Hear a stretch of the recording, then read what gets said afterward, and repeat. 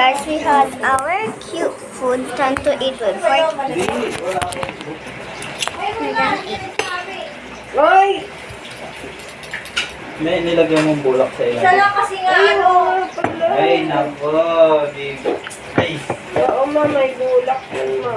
Bukas tayo. Kaya mo na gawin yan. Nasa na yan lang na.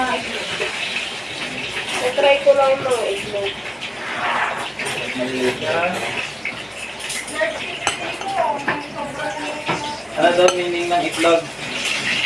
Yung years? Yung months? Kasi 12 yan, diba? So, bye guys.